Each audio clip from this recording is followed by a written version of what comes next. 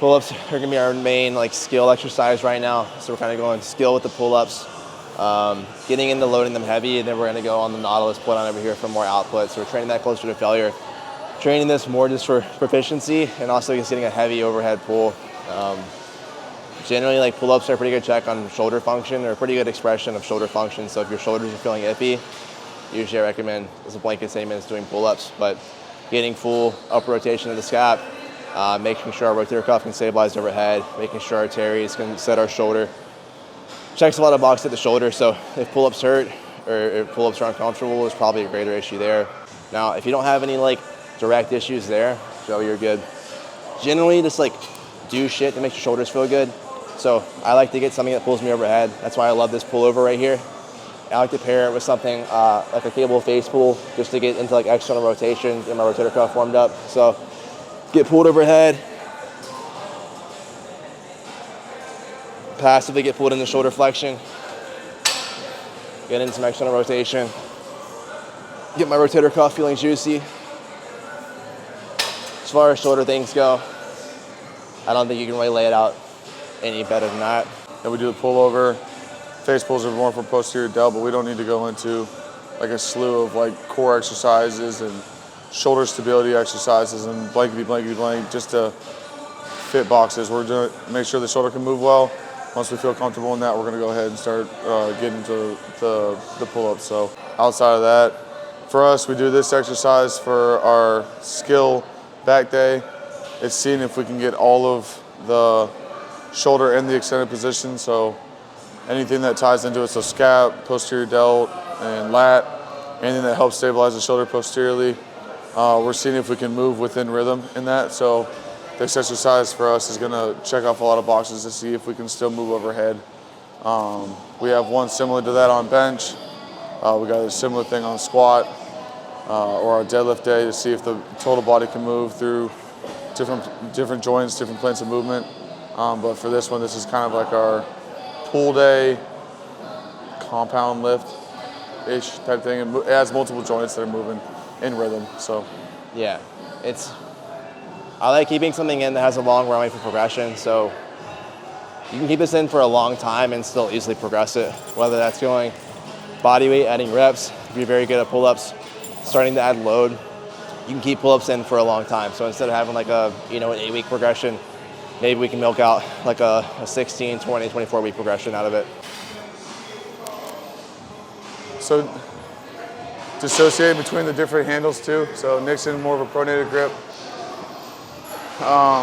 If you are having struggles with your shoulder but still want to get into some of these exercises like a lat pull down or a pull up, you can change the grip into more of a neutral grip or a supinated grip. It's gonna bias the lat a little bit more, and it's gonna put you already into an externally rotated position, so it can take some of the stress off the shoulder.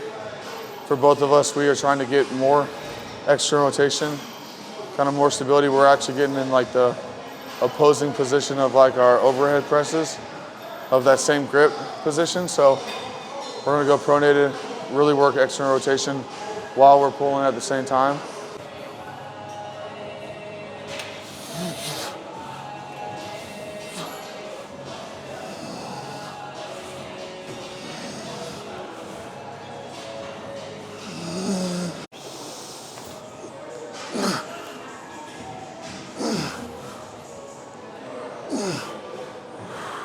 Come on, 4. Yeah, two more. 5. Come on. All right, so we just went skill over on the pull-ups. Pull-ups are gonna kind of train like generally our entire back, so we're getting some lats out of it. We're getting some rotator cuff out of it. We're getting some rhomboids out of it. Kind of training everything here or there.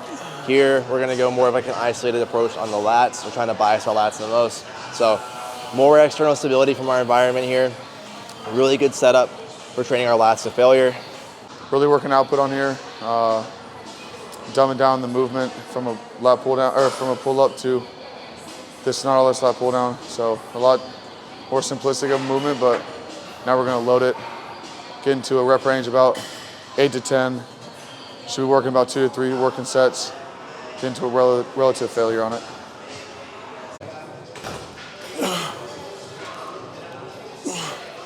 kicks look good, dude. Especially the last like 4 you sent me, or 3. They're sexy as fuck.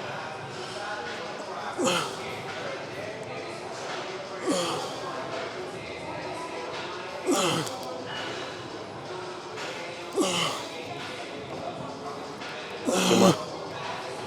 Yep, yep, yep, yep. Good.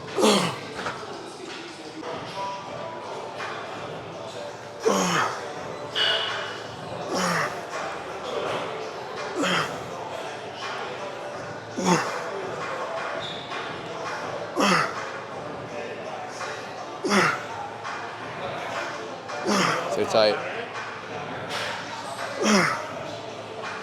Come on.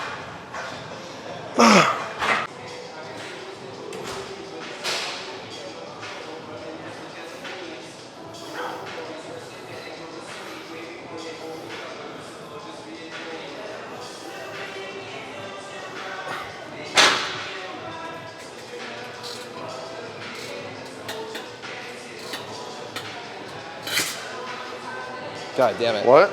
The seat moved.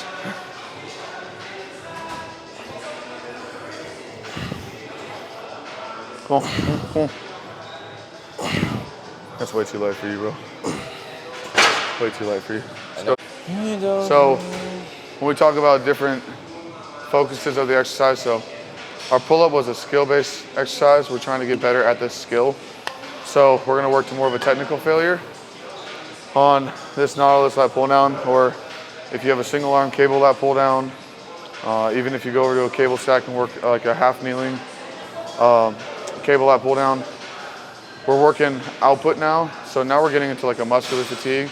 And once we hit like fatigue, then we're gonna go ahead and cut it there. So one's gonna be more like technical based. If you start losing your ability to externally rotate, pull correctly, we're gonna go ahead and cut it there. On these exercises, we're gonna get like, because it's a lot more simplistic movement, we're really gonna work to, you can add a couple of more uglier reps into it because of how simplistic the movement is. You're not gonna really hurt yourself on it, but we wanna get into like true like muscular failure. So even a couple half reps, you see bodybuilders do like partial reps. They're still getting the contraction of the muscle. It's not gonna be through full range of motion, but they're really trying to exhaust kind of all the muscle fibers in that muscle. When Nick's doing this exercise too, when he's leaning into it, he's not bending at his side, like getting into an awkward position. He's pushing in so that his arm path is a straight pull down. It's like our lats don't really pull us into lateral flexion, right? Like just the idea that we should like bend as we extend our shoulder. It's not really gonna be beneficial for the lat. So what I'm doing here with the bend is like, I'm not like bending as I go. I'm only bending a little bit, just like Joey said, get myself into this neutral arm path. So that way it's just purely shoulder extension, what our lats are gonna do, versus like me bending into it. So I'm just getting there, getting my setup good, going straight through shoulder extension. And his lat too in that position, his path is not fully extended or fully flexed and then fully extended. He doesn't need to get into a fully flexed position at that shoulder. Just want to stay kind of within the range of when the lat works. So not getting into a fully flexed position at the shoulder.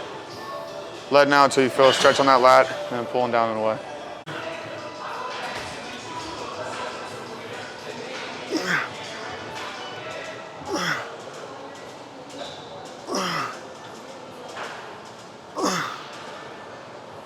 Nice. Give me 8, one more. Let's go.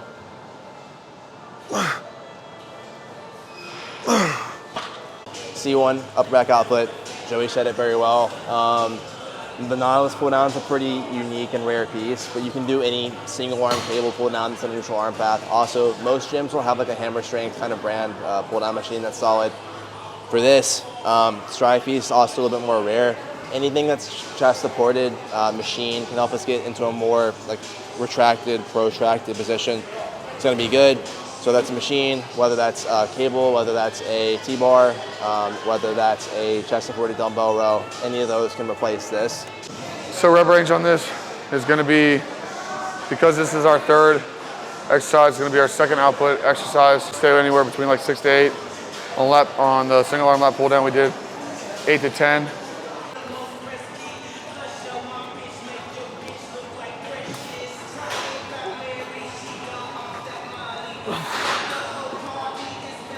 Good. Stay tall when you reach, so don't flex into it. And protraction. There you go. Yeah.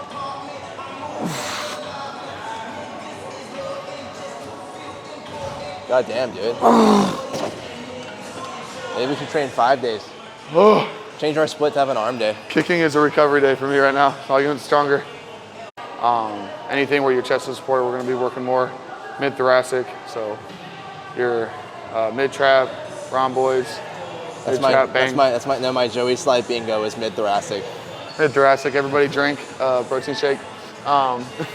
Take a shot of a pre-workout. But no, if, mid-thoracic, I like to say, but it's that mid-trap, rhomboids, anything that kind of helps stabilize the scap. Yeah.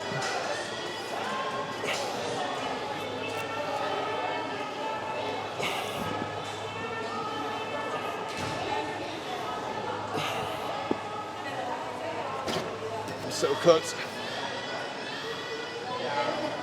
45? 45. A lot of people start talking about like kind of CNS fatigue. Me and Nick kind of have this conversation a lot, but we're not feeling like CNS fatigue is going to be coming from loading yourself. We get more fatigue, and you see a lot of people having kind of like more DOMs, more delayed on muscle soreness, things like that from a very, very high volume day, and almost like a lot of dumb reps on your body. So try to make sure when we hit our rep ranges, we're hitting like efficient work. Like you're loading yourself well, you're getting the stimulus you need, but we're not doing it where we're hitting like 25, 30 reps. That's going to kind of create more of that CNS fatigue. You're going to be tired longer, and it's not really accumulating to like more muscle growth. It's almost going to just inhibit most of your exercises later on during the week because of how much like volume fatigue that you've had over the week. Right. You're being calculated with your sets. So Joey's not coming on here and doing like a set of 20 with 2 plates, and then a set of 15 with 3 plates, and then a set of 12 with 4 plates, and then finally getting to his working set for 5 plates, and doing his 2 top sets there. Kind of like, we know he's going to be somewhere between 4 and 5 plates, so we're spending as little energy as possible as we can getting to that point, and then we're getting to that point, sending it for a few sets, getting on to the next thing. So like Joey was saying, like, fatigue is less from like moving heavy weight per se, and it's more from like, 1, I would say doing too much volume, 2, like the kind of weight we're moving. So if we're getting a lot of like maximal co-contraction from a lot of like barbell lifts, like that's gonna be pretty fatiguing. And then also like a high amount of volume from other work. So that could be machines like this, could be from isolation work, probably not from doing too many bicep curls. With Nick doing these 2,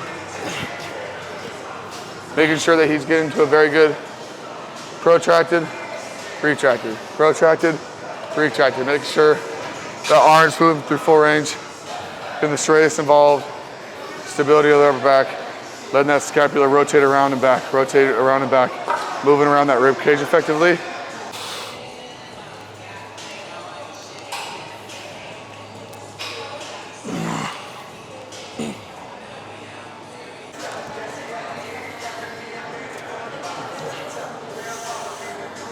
We got a lot of rear delts out of our upper back row over there. We're kind of trying to finish it off with a little more isolation. So we've talked about it countless times with our push tape videos, but it kind of the way we go about it is like loaded, isolated. So if we're trying to get a lot of rear delt work, we're going to get a lot of rear delt out of loading it in a compound movement like that strive row. If we want to kind of finish it off, be more precise with it, we'll do some rear delt flies right here. Make sure we're getting most attention through that rear delt.